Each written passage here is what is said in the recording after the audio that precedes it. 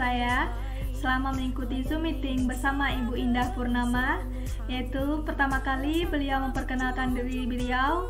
Beliau adalah seorang widyaswara di BPSDM Provinsi Kepulauan Riau melalui proses in-passing.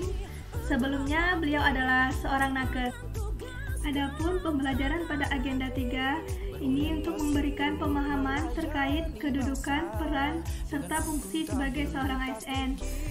Fungsi seorang ASN yaitu yang pertama sebagai pelaksana kebijakan publik, yang kedua pelayanan publik, dan yang ketiga sebagai perekat dan pemersatu bangsa. Pengalaman saya selama mengikuti Zoom meeting bersama Ibu Indah Purnama, yaitu yang pertama, beliau menjelaskan tentang materi Smart ASN dan selanjutnya materi tentang manajemen ASN. Kemudian beliau melanjutkan memberikan tugas kepada kami, yaitu terdapat 3 tugas. Yang pertama tugas individu dan yang kedua tugas kelompok. Tugas individu terdapat 2 tugas. Yang pertama yaitu mengidentifikasi isu yang berada di tempat kerja serta menemukan solusi yang terdapat pada isu tersebut.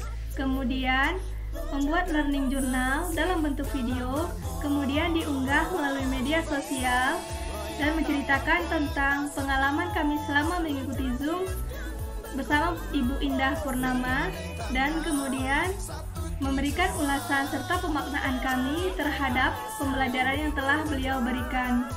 Pada pembelajaran ini, kami diminta untuk berpikir kritis terhadap konsep praktik penyelenggara pemerintah.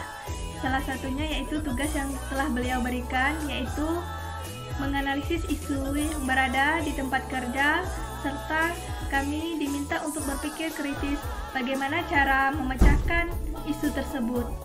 Kali ini kita akan membahas materi mengenai Smart ASN. Smart ASN adalah kemampuan seseorang dalam mengakses, mengintegrasikan, mengelola, serta mengevaluasi dalam bentuk format digital.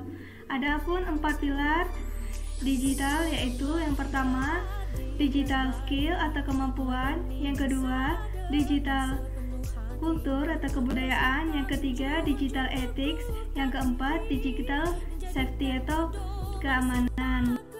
Dalam Smart ASN, kita mempelajari bagaimana caranya bermedia sosial yang baik dan benar, serta kita harus memikirkan apa-apa saja yang kita upload lewat media sosial pribadi kita. Jika menimbulkan konflik berikutnya, maka kita tidak diwajibkan untuk menguploadnya karena akan menimbulkan permasalahan di kemudian hari. Jabatan ASN sebagaimana telah tertuang pada Undang-Undang Nomor 5 Tahun 2014, yaitu jabatan ASN terdiri dari 3. Yang pertama, jabatan pimpinan tinggi pratama, yang kedua, jabatan administrasi, yang ketiga, jabatan fungsional. Jabatan pimpinan tinggi pratama seperti kepala dinas, direktur. Jabatan administrasi seperti kabid terdiri dari 3, yaitu administrator, pengawas, serta pelaksana.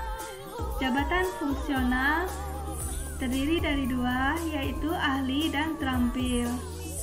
Pembelajaran kali ini saya banyak memahami apa-apa saja yang dahulunya saya tidak memahaminya, yaitu yang pertama jenis pegawai, yang kedua adalah hak sebagai seorang ASN, yang ketiga kewajiban seorang ASN, yang keempat fungsi sebagai seorang ASN. Yang pertama jenis pegawai. Jenis pegawai terdiri dari 2, yaitu yang pertama pegawai negeri sipil, yang kedua pegawai pemerintah perjanjian kerja. Selanjutnya, adapun fungsi sebagai seorang ASN yaitu yang pertama sebagai pelaksana kebijakan publik, yaitu seorang pimpinan. Yang kedua, sebagai pelayanan publik, yaitu kita bekerja memberikan pelayanan yang terbaik dan secara proporsional kepada masyarakat. Yang ketiga, sebagai perekat dan pemersatu bangsa. Kita sebagai seorang ASN harus senantiasa hidup rukun dan tidak terjadi perpecah belahan meskipun terjadi perbedaan pendapat. Adapun hak sebagai seorang ASN, yaitu ASN berhak yang pertama menerima gaji dan tunjangan, yang kedua mendapatkan cuti, yang ketiga jaminan kesehatan, yang keempat perlindungan, yang kelima pensiunan, yang keenam pendidikan maupun pelatihan, yang ketujuh pengembangan kompetensi. Selain ASN mempunyai hak, ASN juga mempunyai kewajiban yang harus dilaksanakan, yaitu yang pertama setia dan taat pada Pancasila dan Undang-Undang Dasar Negara Republik Indonesia tahun 1945. Yang kedua yaitu menjaga persatuan dan kesatuan bangsa. Yang ketiga yaitu melaksanakan kebijakan pemerintah. Yang keempat, menaati ketentuan perundang-undangan. Yang kelima, melaksanakan tugas kedinasan. Yang keenam, menjaga rahasia negara. Yang ketujuh, bersedia ditempatkan di wilayah NKRI. Itu adalah salah satu di antaranya kewajiban ASN, dan masih banyak lagi kewajiban-kewajiban lainnya yang harus dilaksanakan dan ditaati oleh seluruh ASN. Seorang ASN berhak mendapatkan cuti, yaitu minimal sudah bekerja selama 1 tahun di tempat kerja masing-masing.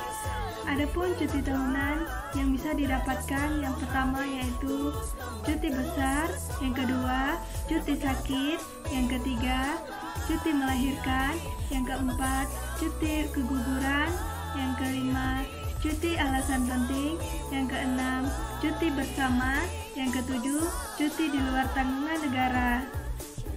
Demikianlah pengalaman saya selama mengikuti sinkronus bersama Ibu Indah Purnama mengenai Smart ASN dan manajemen ASN. Smart ASN yaitu bagaimana kemampuan kita dalam bermedia sosial yang baik dan benar. Yang kedua, manajemen ASN yaitu peran, kedudukan, serta fungsi sebagai seorang ASN, hak serta kewajiban, dan masih banyak lagi. Semoga yang mendengarkan menambah wawasan dan ilmu pengetahuannya. Saya akhiri dengan wassalamualaikum warahmatullahi wabarakatuh.